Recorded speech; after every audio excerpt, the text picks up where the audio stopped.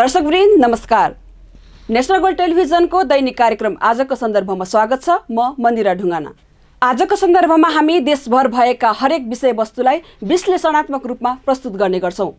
कार्यक्रम सुरु गरौं यी सामग्रीहरूबाट। पेट्रोलियम पदार्थको मूल्य वृद्धिका कारण जनताहरू मारमा नियन्त्रण गर्न सरकारलाई उपभोक्ता समितिको निर्देशन। विवादित नागरिकता विधेयकलाई टुङ्ग्याउन शीर्ष नेताहरूसँग छलफल, प्राथमिकतामा राख्नुपर्ने गृहमन्त्री खाँडको भनाई।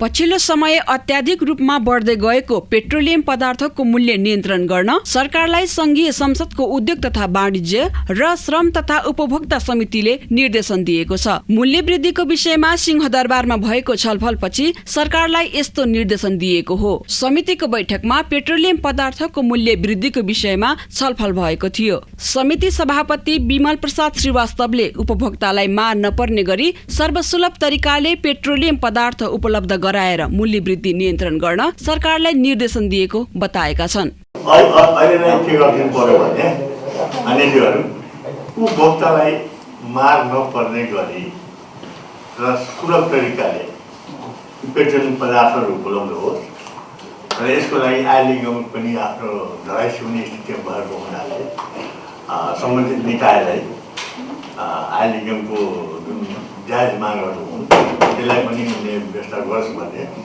यो समितिको ठहराएको भएको छ र समितिलाई सम्बन्धित निकायले पनि निर्देश दिन्छौँ।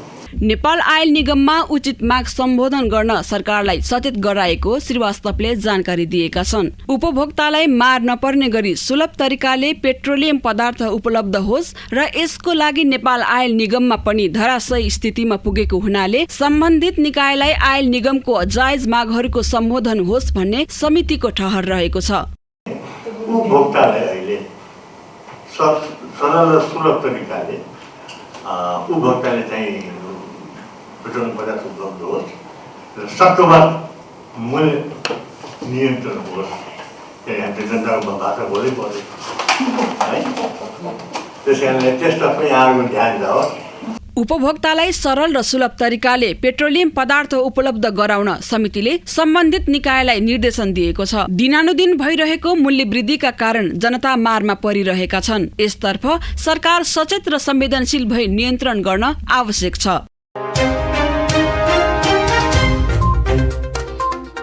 गृह मन्त्रालयले लामो समयदेखि विवादित बनेको नागरिकता विधेयकलाई टुङ्ग्याउन प्रमुख दलका शीर्ष नेताहरूसँग छलफल गर्ने भएको छ।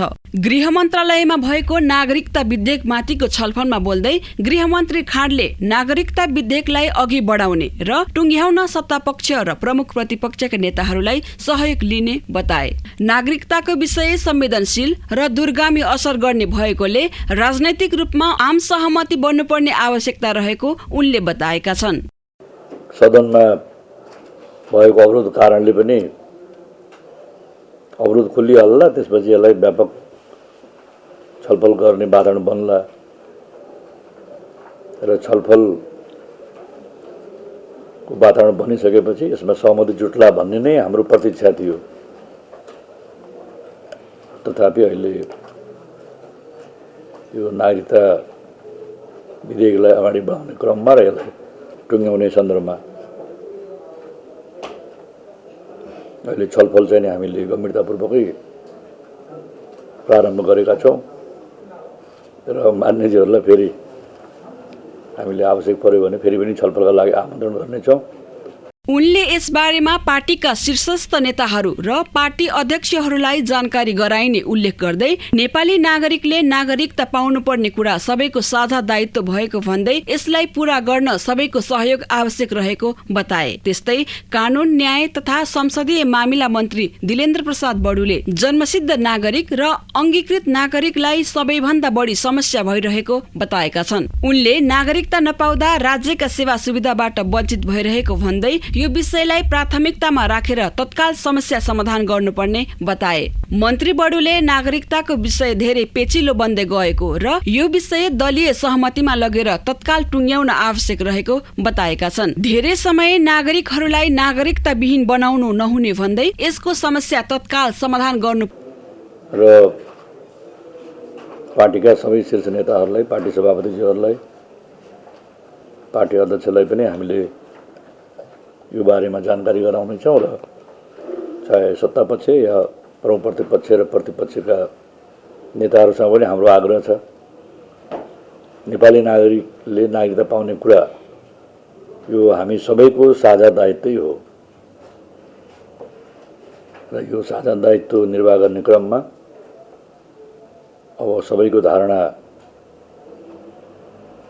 र सबैको सहयोग र सहभागिता आवश्यक छ भन्ने नै म आग्रह गर्न चाहन्छु। नागरिकता विधेयक प्रतिनिधि सभाको राज्य व्यवस्था तथा सुशासन समितिमा 2075 सालको साउनमा दर्ता भएर छलफलमा नै रहेको छ।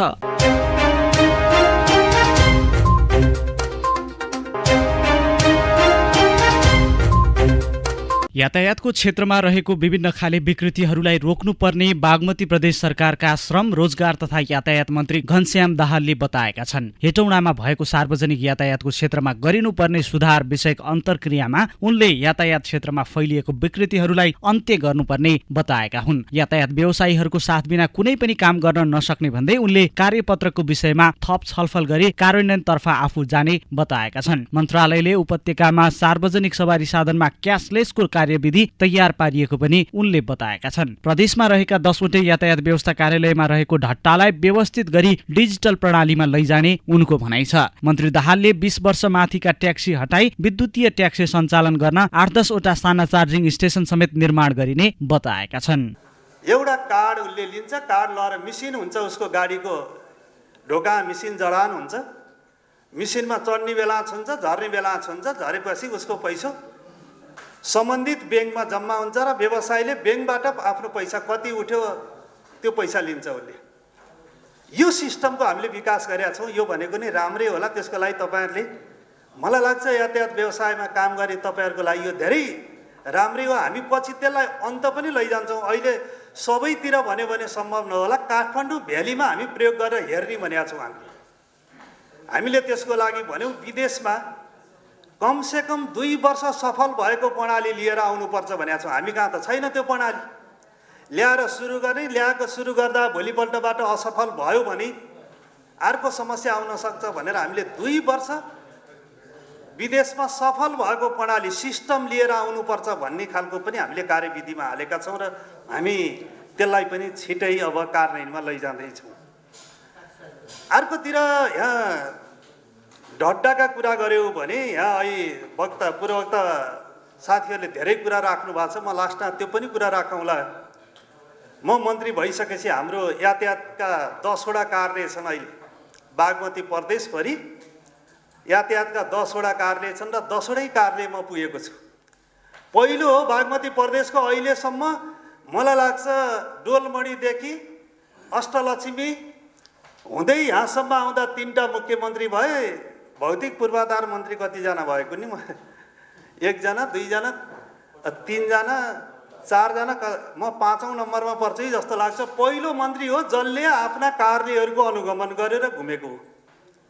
हामीले भन्यौँ त्यहाँ गएर हेरिसकेपछि सायद तपाईँका गाडीका ढड्डा गएर हेऱ्यो भने अहिले चिन्न गाह्रै छ, त्यो सबै यही हो भनेर हेर्न कठिन छ।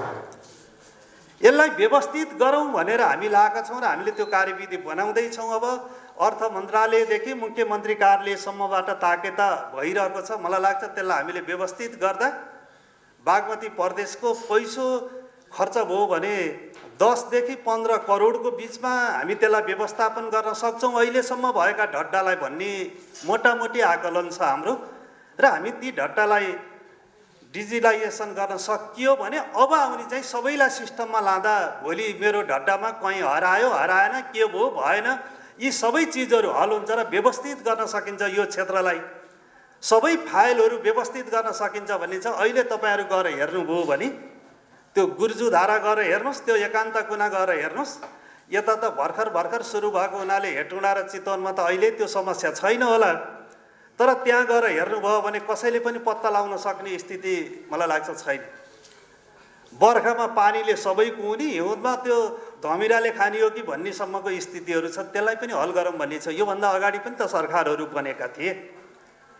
यहाँ सुरुङ मार्ग र विद्युतीय बसका कुराहरू चले, पहिला त त्यसको व्यवस्थापन गर्नुपर्छ भन्ने छ मेरो भनाइ चाहिँ। त्यसपछि हामी यतातिर जाउँ भन्ने हो। त्यहाँ छँदै छैन केही पनि। तपाईँको गाडीको प्रमाण खोज्न जानुभयो भने पत्ता लगाउन सक्नुहुन्न तपाईँले। अनि त्यसपछि त्यहाँको कर्मचारीलाई मैले त सकिनँ, ल न 10,000 रुपियाँ दिन्छु, मेरो प्रमाण चाहिँ खोजिदिनु पर्यो भनेर पैसा छोडेर हिँड्न पर्ने स्थिति छ। तपाईँले भोग्नु भएको छ यो कुरो। त्यो पैसाको हिसाब हुन्छ? तपाईँले दिएको पैसाको हिसाब हुन्छ हुन्न? तपाईँले एक पैसा दिन नपरोस्, घर बसेर सबै अनलाइन सिस्टमबाट अब कारोबार होस् भन्नेतिर हामीले विकास गर्न खोजिरहेछौँ। हामी सकभर अब कार्यालयमै जान नपर्ने गरी घरै बसेर यातायात क्षेत्रको तपाईँले अहिले भने जस्तै सबै काम त्यहीबाट भयो भने हामीले धेरै काम गर्न सक्छौँ। हामीलाई एउटा समस्या अहिले तपाईँले उठाएको एउटा समस्या छ। हिजो नारायणी अञ्चलमा दर्ता भएका गाडीहरू सबैको रेकर्ड कहाँ छ? वीरगञ्ज छ। त्यो अहिले 2 नम्बर प्रदेशमा छ र हामीले यहीँबाट त्यसलाई चलाउने गरी अरू प्रदेशको अरू अञ्चलको भन्दाखेरि नारायणी अञ्चलको गाडीहरू यदि यही दर्ता गर्न चाहन्छन् भने त्यो वीरगञ्ज जान पर्दैन भन्ने कुरोमा हाम्रो छलफल भइरहेछ र हामी त्यो व्यवस्था मिलाउँदैछौँ।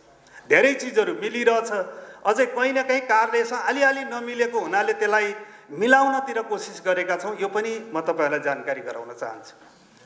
अर्कोतिर यहाँ अहिले उठ्यो, म थोरै राखौँ, उठाउनु भएको छ सुरुङ मार्गको कुरो। सुरुङ मार्गमा लाग्ने पैसो हाम्रो बागमती प्रदेशको आम्दानीको कुरो गऱ्यो भने 10 वर्षको हाम्रो आम्दानीले पनि हामी पुरा गर्न सक्दैनौँ। अनि त्यो बनाउने योजना हो कि के होला? एकचोटि तपाईँहरूले पनि भनिदिनुपर्छ जस्तो लाग्छ मलाई। आजभन्दा 30 वर्ष अगाडि कसैले सपना देख्यो? 30 वर्ष अगाडिको हाम्रो अवस्था के थियो र आज हाम्रो अवस्था के छ? हामीले त्यही 30 वर्ष अगाडिको सपना अहिले समाइरहेछौँ। अहिले फास्ट्याग बनिरहेछ। फास्ट्यागबाट जानु र तपाईँ हेटौँडाका थुप्रैलाई थाहा होला, यो सुरुङ मार्ग भएर फेरि फास्ट्यागमै जोडिएर जाँदा कति चाहिँ दूरीको अन्तर पर्छ र लागत हामी त्यति धेरै त्यत्रो पैसो त्यो त तपाईँ हाम्रै रगत पसिनाबाट राजस्वबाट जम्मा भएको पैसा खर्च गर्ने होला नि। अनि हामीले प्रदेश सरकारले एक्लै बनाउन सक्छौँ, सङ्घीय सरकारले आफूले बनाउन नसकेर यहाँका मकवानपुरका थुप्रै मान्छेहरूको सेयर हालेर उठाएको पैसा फिर्ता भएको छैन अहिलेसम्म। त्यो कम्पनी कहाँ छ थाहा छैन। त्यो पहिला त्यो समस्या हल गरौँ। अनि हामीले भनेका छौँ अहिले भीमफेदीदेखि कुलेखानी सुरुङ मार्ग होइन, चोभारदेखि हेटौँडासम्मको सुरुङ मार्ग कुनै बेला सर्वे भएको रहेछ, यसैलाई अगाडि बढाउँ भन्नेतिर छौँ हामी। किन थोरै बनाउने, किन सानो बनाउने? हामी एक्लै त त्यो पनि गर्न सक्दैनौँ। प्राइभेट सेक्टरको सहयोग होला, सङ्घीय सरकारको सहयोग होला, अरू विदेशी दात्री संस्थाहरूको सहयोग लिएर भए पनि हामीले चोभारदेखि हेटौँडासम्मको सुरुङ मार्गलाई अगाडि बढाउनुपर्छ भनेर अहिले यो सरकारको संयुक्त साझा नीति कार्यक्रममा हामीले त्यो कुरालाई राखेका छौँ। कार्यक्रममा पुरानो नारायणी यातायात कम्पनीका प्रबन्ध निर्देशक सरोज कुमार खनालले कार्यपत्र प्रस्तुत गर्दै यातायात क्षेत्रको जीडीपीमा 18% योगदान पुगेको भन्दै नेपालमा 36 लाख सवारी साधन गुडिरहेको बताएका छन्। 5 लाख भन्दा बढी चालक सहचालक रोजगारी पाइरहेको अवस्थामा संशोधित यातायात निर्देशिका जारी गरेपछि यातायात व्यवसायीले प्यान भ्याटमा जानुपर्ने, कम्पनी खडा गर्नुपर्ने झन्झट थपिएको उनको गुनासो छ। एउटै सवारी साधनले 6 थरीका कर लिने प्रणाली अन्त्य गरी सबै खाले कर एकद्वार प्रणालीबाट वार्षिक रूपमा एक मुष्ट लिनुपर्ने उनको माग छ। हाम्रा छिमेकी राष्ट्रहरूमा पनि भ्याटमा गएको हामी देख्दैनौँ। भाडामा भ्याट कुन आधारमा कसरी के गरी लिन्छ भन्ने कुरैको एउटा टुङ्गो नलागिकन भ्याटमा जानुहोस् तपाईँहरू भनेर जुन लादिने काम भयो त्यो एउटा यातायात क्षेत्रमा यातायात व्यवसायीहरूको अवस्थामा त्यो एउटा अहिले सम्भावनाको भित्र नपरेको विषय हामीले बारम्बार भन्यौँ, अनुरोध गऱ्यौँ, विनय गऱ्यौँ र आज लगभग ढुवानीमा भ्याटबाट चाहिँ सरकार अलिकति ब्याक भएको छ। यदि सवारीहरू दुर्घटनाको जोखिम र पञ्जीकरणको बाध्यात्मक परिस्थितिमा जानु नपर्ने हो भने सङ्घ संस्थामा आबद्ध यसरी जुन ढङ्गले अहिले सङ्घ संस्थापट्टि आकर्षित भएर एक मत एक ढिका भएर दर्ता भएर रहेका छन्, यो रहन नपर्ने अवस्था पनि सिर्जना हुनसक्छ। विद्यमान कम्पनीले यातायात क्षेत्रको हित गर्नुको सट्टा यसले यातायात क्षेत्रलाई अन्यलताको मात्र वातावरण सिर्जना गरेको छ। हामी मेची महाकाली तराई पहाड हिमालमा गुड्ने साधनहरू सवारीका साधनहरू लिएर बसेका व्यवसायीहरूलाई एउटा स्थिर रूपमा रहेको पान पसलले दर्ता गर्ने कम्पनी र हामीले दर्ता गर्ने कम्पनीमा कुनै पनि फरक सिर्जना नगरिकन सरकारले हामीलाई कम्पनीमा लाने काम गर्यो। यसबाट हामी के पनि भन्छौँ भने स्थिर ठाउँमा बसेर व्यवसाय गरिरहने व्यवसाय र यो चलायमान यातायात व्यवसाय अन्तर विषय हो। यो अन्तर विषय एकै ठाउँमा बसेर गर्न सकिँदैन। यसको निमित्त छुट्टै कानुन छुट्टै व्यवस्थापन हुनुपर्छ भन्ने हाम्रो धारणा हो। बहुसङ्ख्यक स्वरोजगारहरू अहिले यातायात क्षेत्रमा क्रियाशील हुनुहुन्छ। उहाँहरू धेरै कारणले उहाँहरूका क्षमता, उहाँहरूको लगानी, उहाँहरूको क्रियाशीलता यी यावत विषयहरूले पनि यातायात व्यवसायहरू कम्पनीमा स्वरोजगार व्यवसायहरू कम्पनीमा जान सक्ने अवस्था देखिँदैन। त्यसकारण पनि यो सरकारको निर्णय एक ढङ्गले अलि एक्सर्साइज नपुगेको, छलफल नभएको, आम पब्लिकको बिचमा व्यवसायीको बिचमा गएर निष्कर्षमा ननिकालेको भन्ने लागेको छ। मैले यति कुरो भूमिकामा राखेर अब विषयलाई मैले प्रवेश गर्ने अनुमति चाहन्छु। सवारी कर र रासो यो यस्तो यातायात क्षेत्र हो जहाँ एउटै साधनमा 6 थरीको कर तिर्नुपर्छ। हामी कहिलेकाहीँ सुन्छौँ एउटै विषयमा 2टा कर लिन पाइँदैन, लिँदैन सरकारले भने। तर हाम्रो यातायातको साधना चाहिँ 6 थरी कर लिएको छ। यो 6 थरी कर पनि कसरी लिएको छ भने पटक पटक गरेर लिएको छ। अहिले हामीले भन्न खोजेको कुरा के हो भने ती 6 थरी 7 थरी 8 थरी त्यही सवारीका साधनै अहिले मुलुक चलाउने एउटा, किनभने हामी 18% राजस्वमा दखल राख्छौँ भनेदेखि हाम्रै साधनहरू हुन्। हामी कर तिर्न तयार छौँ, तर त्यसलाई एक द्वार प्रणालीमा लगिदिनुहोस्। आय कर तिर्नलाई असो जहाँ जाने, बिल बुक रिन्यू गर्नलाई मङ्सिरमा जाने, रोड पर्मिट बनाउनलाई भाङ्गुरा जाने, जाँच पास बनाउनलाई वैशाखा जाने, यस्तो परम्पराको अन्त्य गरिदिनको निमित्त हामीले एक द्वार प्रणालीमा लैजाउँ। वर्षको एकचोटि कर तिरौँ, एकमुष्ट तिरौँ, तर पटक पटक यातायात कार्यालयमा व्यवसायीहरू नगए, यातायात कार्यालय नचल्ने कि यातायात व्यवसायीको सवारी साधन नचल्ने हो। यो कुरोको अब निर्कुल गर्ने बेला आएको छ भन्ने मलाई लाग्छ। अब हामीहरूले यी कुरा भन्दा फेरि कानुन जे छ त्यो हामी तिनै टेक्नुपर्ने हुन्छ। बिलबुक जाँच पास रोड पर्मिट नवीकरण म्याद समाप्त हुनुभन्दा 15 दिन अगाडिबाटै त्यो 15 दिन पछाडि म्याद सक्ने बिलबुक कागजपत्रहरू नवीकरण गर्ने व्यवस्था गरिदियौँ भने यो दोबर तेबर चौबर कर लिने, जरिवाना लिने जुन परम्परा छ त्यसबाट पनि घटाउन सकिन्छ भन्ने लाग्छ।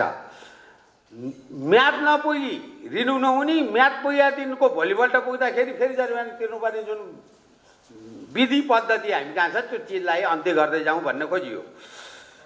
अब अहिले मुलुक सङ्घीयतामा गइसकेपछि हामी कहाँ 7 प्रदेश तयार भएको छ।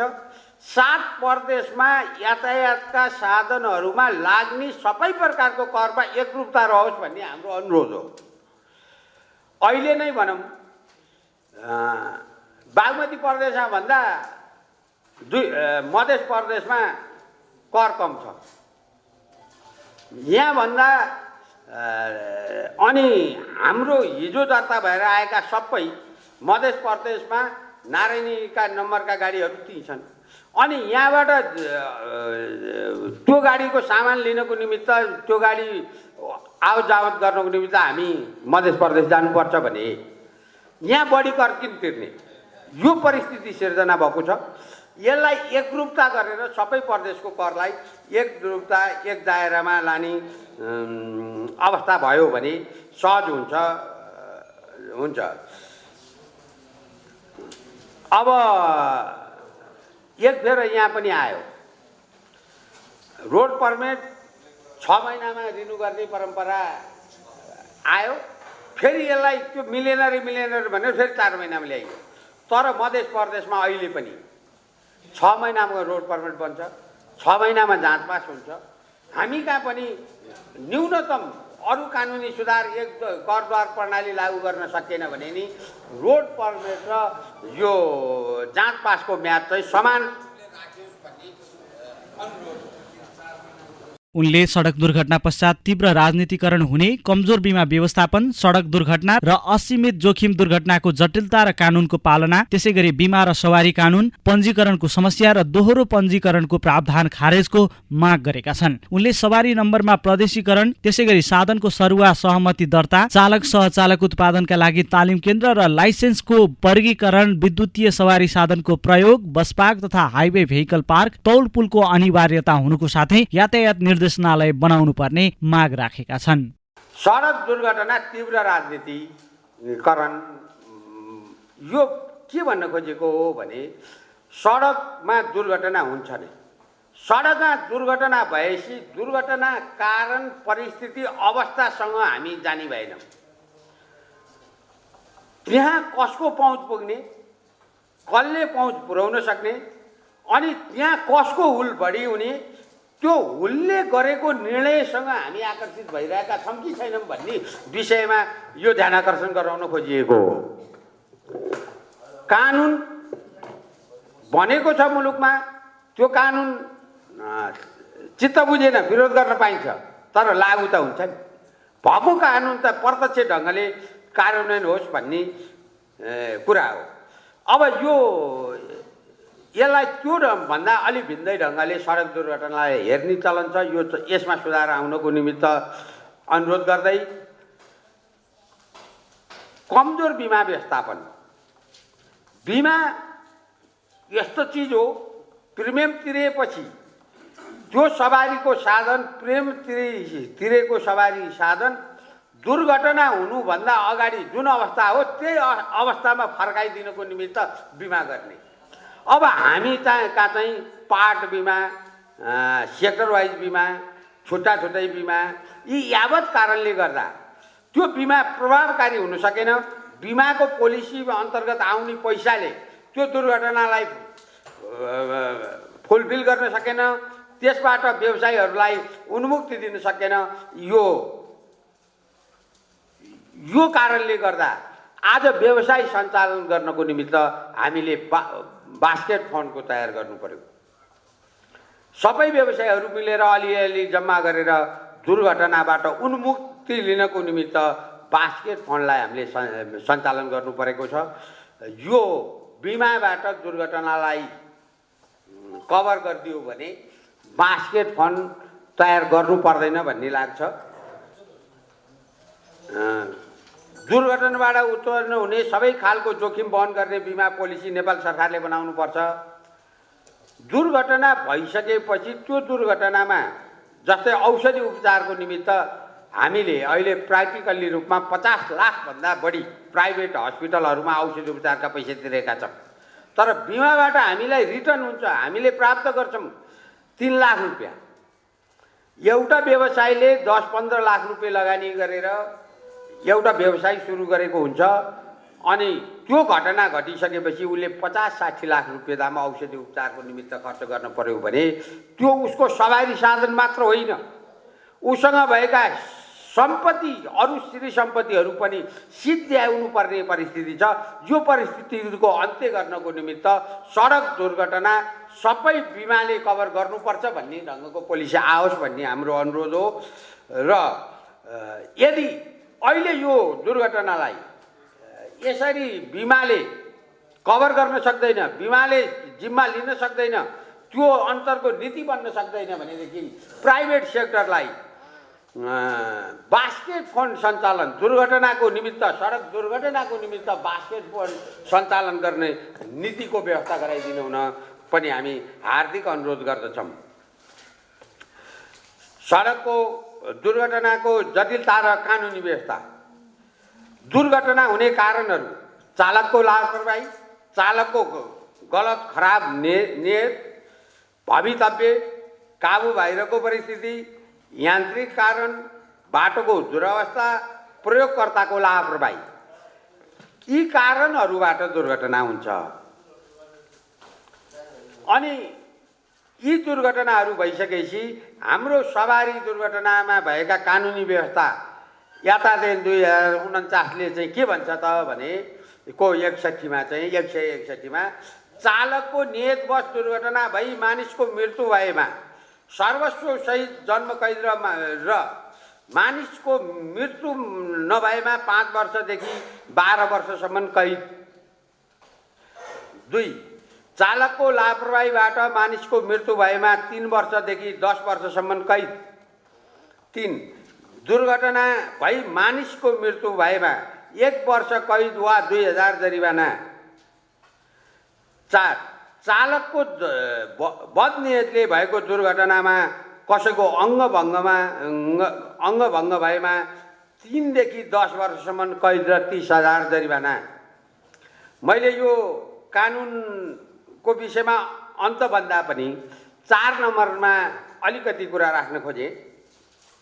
अङ्गभङ्ग भन्ने चिज चाहिँ के व्याख्या गरेको छ भन्दा सामान्य आंशिक आधा वा पूर्ण अङ्गभङ्ग। एउटा मान्छेको हात भाँच्यो त्यो पनि अङ्गभङ्ग। एउटा मान्छेको एउटा हातै काट्नु पर्यो, एउटा आँखै फुट्यो भने पनि अङ्गभङ्ग। एउटा मान्छेको सिङ्गो शरीरै नचल्ने प्यारालाइसिस मेरुदण्ड भयो नै गयो भने सिर्फ उसको चल्छ के त भन्दा मुख चल्छ, आँखा चल्छ, कान चल्छ। त्यो मान्छे 20औं वर्ष बाँच्न सक्छ। त्यसलाई स्याहार गर्नुपर्ने हुन्छ। त्यस्तो अङ्गभङ्ग पनि हुन्छ। अब अहिले यहाँ हाम्रा ट्राफिकका सरहरू पनि हुनुहुन्छ, म विशेष गरी अनुरोध गरौँ, हामी डाटामा सडक दुर्घटना भएपछि चालकको दोष बढी भन्ने काम गरेका छौँ। चालक मात्र दोषी होइन। अघि मैले भने ती 5-6 वटा कारणहरू जोडिएपछि सडक दुर्घटना हुन्छ।